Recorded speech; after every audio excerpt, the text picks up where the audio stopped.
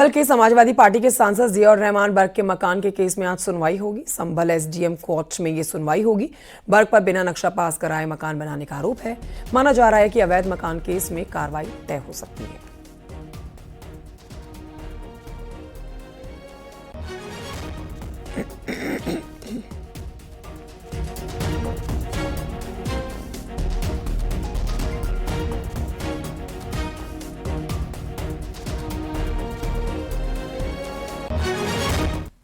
अंबेडकर नगर से खबर, जहां पर जेल में बंद बाहुबली नेता और पूर्व विधायक पवन पांडे की मुश्किलें बढ़ सकती हैं। पूर्व विधायक पर कोर्ट में गवाह को धमकाने का केस दर्ज हुआ है। बाहुबली नेता ने पेशी के दौरान ही कोर्ट में गवाह को धमकी दी है। पवन पांडे इस समय जिला कारागार में बंद है। अकबरपुर थाने में दिए गए शिकायत में अयोध्या निवासी किरण सिंह ने बताया कि वो उसके लिए मुकदमे में गवाह है, जिसकी सुनवाई 17 मार्च को अकबरपुर सीजेएम कोर्ट में चल रही थी। प्राथिनी पीछे खड़ी थी। उस समय मुख्य आरोपी पवन कुमार पांडे पीछे खड़े थे और समझौते के लिए कह रहे थे। जब प्राथिनी के माता ने गवाही देते समय पवन कुमार का नाम लिया तो वो तिलमिला उठे। अब इस पूरे मामले पर ये आपको अपडेट बता रहे हैं।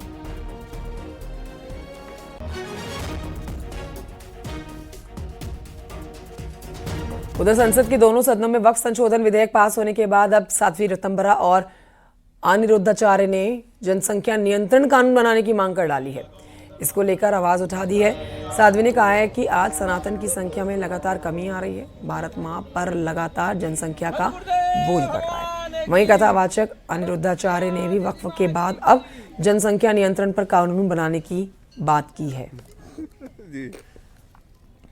संख्या का संतुलन हम देखते हैं और उसका दंड भोगते हिंदू को देखते हैं, तब ये बात आती है कि जैसे राम लक्ष्मण भरत शत्रुघ्न थे तो ऐसे तुम भी विचार करो। और अगर ये हम चाहते नहीं है तो क्या होना चाहिए? देश के सरकार के ऊपर दबाव बनाना चाहिए कि इस देश में जनसंख्या का असंतुलन ना होने पाए, उसके लिए जनसंख्या का कानून आना चाहिए। इसके बाद अब जनसंख्या नियंत्रण कानून भी हो, ताकि बेवजह की जनसंख्या जो बढ़ती चली जा रही है और सनातन जनसंख्या बढ़ती जनसंख्या से सनातन को कहीं ना कहीं कष्ट है कि जिसकी लाठी उसकी भैंस वाली बात ना हो। इसके लिए जनसंख्या नियंत्रण कानून भी होना चाहिए। 2 से ज्यादा होने तो चाहिए, परंतु सनातनी कहाँ पैदा कर रहे हैं? हम तो कह रहे हैं 10 पैदा करो सनातनी, लेकिन सनातनी इस बात को ना मान के अन्य मजहब पंथ के लोग मान रहे हैं और वो अपनी जनसंख्या बढ़ाए जा रहे हैं। उधर वाराणसी में संघ प्रमुख मोहन भागवत ने बड़ा बयान दिया है। हिंदू एकता के लिए मोहन भागवत ने संदेश दिया है। मोहन भागवत ने कहा है कि सभी हिंदुओं के लिए मंदिर, पानी और शमशान एक होना चाहिए। मोहन भागवत ने कहा है कि इसी लक्ष्य को हासिल करने के लिए आरएसएस काम कर रहा है। साथ ही उन्होंने कहा कि आरएसएस का उद्देश्य है कि हिंदुओं के सभी पंथ, जाति और समुदाय साथ आए। उन्होंने कहा कि आरएसएस चाहता है कि हिंदू संगठित हो।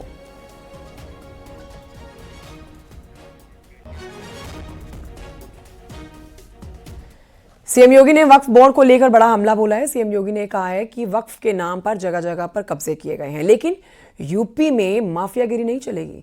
वक्फ संशोधन बिल पर समाजवादी पार्टी ने एक बार फिर से बीजेपी पर निशाना साधा। सपा प्रवक्ता ने इस मुद्दे पर सुप्रीम कोर्ट सख्त करने की बात कही है। माननीय मंत्री जी, प्रश्न है कि माननीय मंत्री जी द्वारा प्रस्तुत संशोधन संख्या 2 को स्वीकृत किया जाए। जो सदस्य इसके पक्ष में हाँ गए। जो वक्फ संशोधन बिल पास होने के बाद अब एक्शन की तैयारी है। यूपी में वक्फ की अवैध संपत्तियों पर बड़ा एक्शन लिया जाएगा। वक्फ को लेकर सीएम योगी ने साफ किया है कि यूपी में माफियागिरी नहीं चलेगी। कुंभ का आयोजन करने जा रहे थे, उस समय वो बयान दे रहे थे कि प्रयागराज में कुंभ की भूमि भी वक्फ की भूमि है। अबे हमने कहा ये बोर्ड क्या भूमाफिया बोर्ड हो गया क्या? भूमाफिया प्रदेश में नहीं चल सकते। माफियाओं को तो हम पहले ही विदा करा चुके हैं प्रदेश से। अब उत्तर प्रदेश में माफियागिरी नहीं चलेगी। वक्फ संशोधन बिल पर समाजवादी पार्टी ने एक बार फिर बीजेपी पर निशाना साधा। सपा प्रवक्ता दीपक रंजन ने इस मुद्दों पर सुप्रीम कोर्ट रुख करने की बात कही। इसमें बहुत बड़ा खेल है और भारतीय जनता पार्टी की निगाहें जो है वक्फ की ज़मीनों पर गड़ गई। लेकिन हम समझते हैं कि हम लोग माननीय न्यायालय का दरवाजा खटखटाएंगे, मुस्लिम समुदाय के लोग माननीय न्यायालय का दरवाजा खटखटाएंगे। अधिकारियों की माने तो प्रदेश में वक्फ घोषित की गई 98% संपत्तियों में किसी का कोई आधिकारिक रिकॉर्ड नहीं है। इनमें अधिकतर जमीनें ग्राम समाज की हैं, जिनमें खलिहान, तालाब, पोखर जैसी संपत्तियां शामिल हैं। अधिकारियों का कहना है कि ऐसी जमीनों को वक्फ नहीं माना जा सकता है। इसकी पहचान कर जब्त किया जाएगा। न्यूज़ 18 के लिए ब्यूरो रिपोर्ट। संभल के जामा मस्जिद हरिमंदिर केस में एएसआई के वकील ने बड़ा दावा किया है। वकील का दावा है कि परिसर में मंदिर जैसा स्ट्रक्चर है। एएसआई के जवाब में मैग्नेट के आले में पत्थर लगाकर बंद किए गए द्वारपाल। एएसआई के जवाब में माफ कीजिए, मेन गेट के आले में पत्थर लगाकर बंद किए गए द्वारपाल, एक आले में प्रतिमा जैसी आकृति, परिसर में परिक्रमा पेड़ और पत्तियां।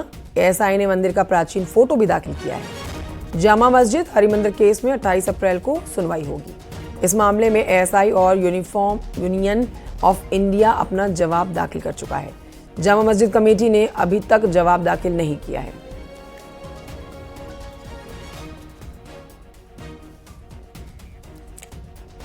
तो आले में पत्थर से बंद किए गए द्वारपाल, वो आपको हम मुख्य बिंदु बता रहे हैं जो सामने निकल कर आ रहे हैं। संभल का जामा मस्जिद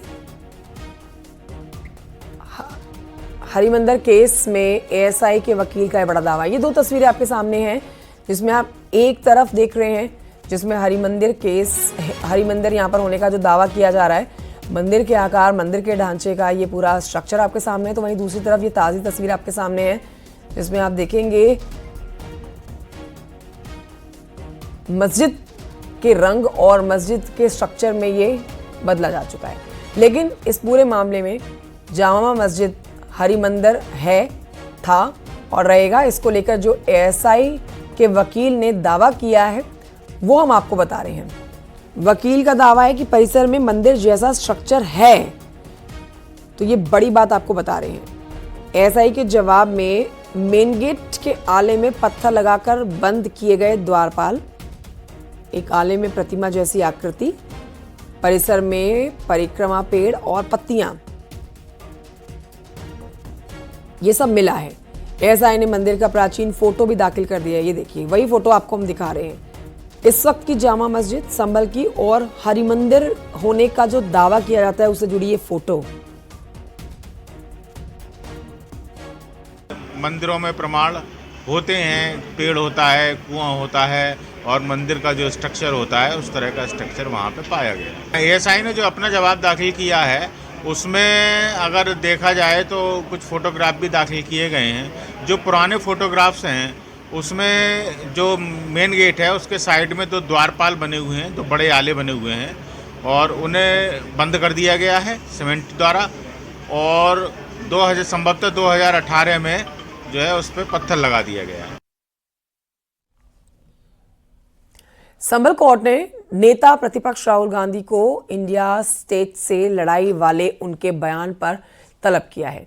कोर्ट ने राहुल गांधी को 7 मई तक जवाब दाखिल करने के लिए नोटिस जारी किया है। इससे पहले कोर्ट ने 4 अप्रैल को अदालत में पेश होने के लिए नोटिस दिया था, लेकिन राहुल गांधी 15 जनवरी को कांग्रेस सांसद राहुल गांधी ने कहा था कि उनकी लड़ाई आरएसएस और बीजेपी से नहीं बल्कि इंडियन स्टेट से है।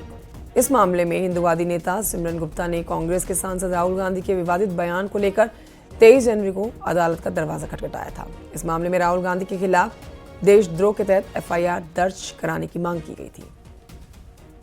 हमारी तरफ से मुकदमा यह है कि राहुल गांधी जी ने एक बयान दिया था 15 जनवरी 2025 को।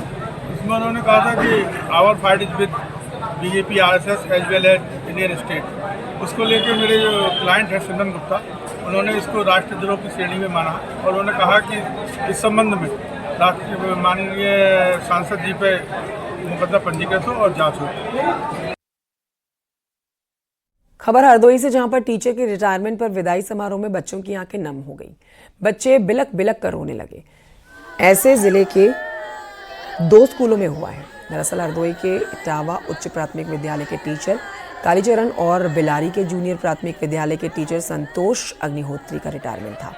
विदाई समारोह के दौरान दोनों टीचर्स को लेकर बच्चों का प्रेम ऐसा था कि वो टीचर्स को स्कूल से जाने नहीं दे रहे थे और फूट-फूट कर रो रहे थे। भावुक माहौल में छात्र छात्राओं के साथ ही टीचर्स भी फूट-फूट कर रोते हुए नजर आए। गुरुजी के विदाई भाषण के दौरान स्कूल में सिसकियों की आवाज सुनाई दे रही थी। कुछ यादें रह जाएंगी।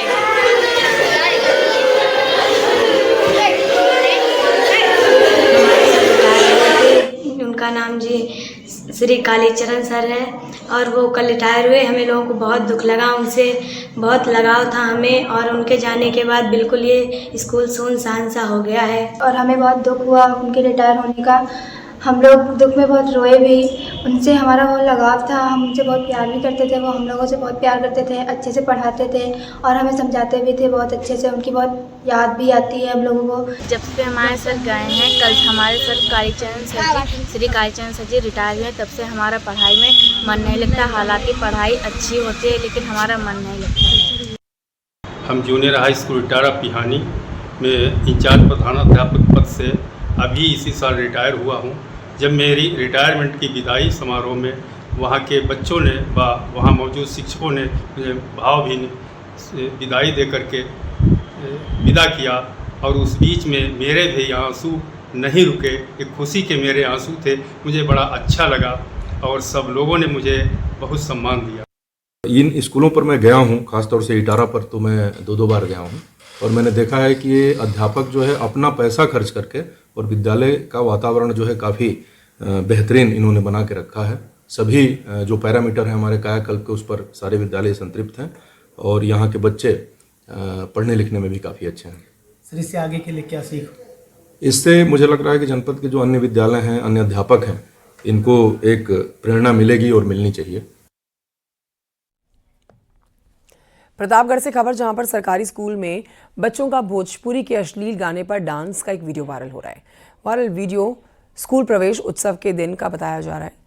बीएसए ने बीईओ वीडियो की जांच कर रिपोर्ट देने का निर्देश दिया है। ये मामला अंतु थाना के उच्च प्राथमिक विद्यालय आशापुर भाटन का बताया जा रहा है।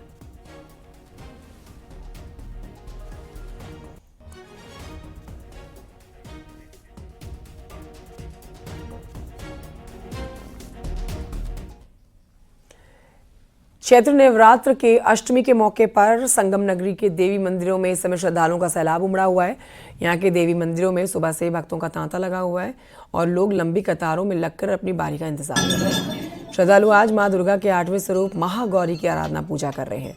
संगम नगरी प्रयागराज में अलोप शंकरी शक्तिपीठ और कल्याणी देवी मंदिर में भी बड़ी संख्या में श्रद्धालु पहुंचे हुए हैं, पूजा पाठ कर रहे हैं। ऐसी मान्यता है कि महाअष्टमी के दिन व्रत करने और महागौरी की आराधना करने से सुख सौभाग्य और समृद्धि मिलती है और सभी पाप नष्ट हो जाते हैं।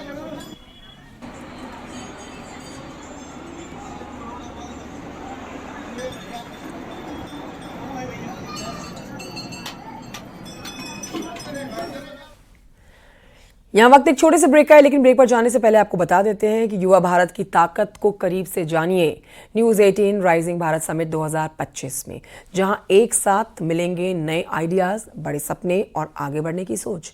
ये मौका है दुनिया के सबसे बड़े एक्सपर्ट से सीखने का। 8 और 9 अप्रैल को भारत मंडपम नई दिल्ली में। आप भी इसका हिस्सा जरूर बने। आज ही रजिस्टर करें www.news18features.com या फिर www.news18.rising भारत समिट / पर।